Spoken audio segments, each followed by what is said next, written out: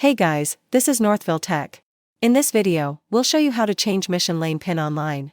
We will put a link in the description below for you to sign up. Also, don't forget to subscribe and hit the notification bell to never miss out our future videos.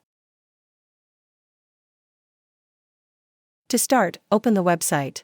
Then log in with your email and password. Once you're logged in, you'll see your account name at the upper right part of the page. Click on your account name.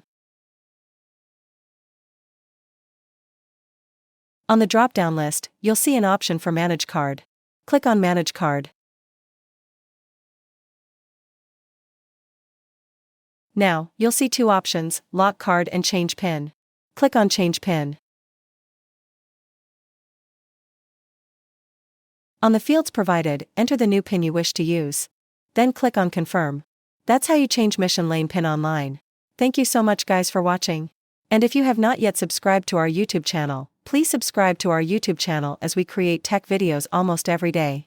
Also, check out our website northvilletech.com for great tech articles, and our recommended resources in the description below for various sign-up bonuses.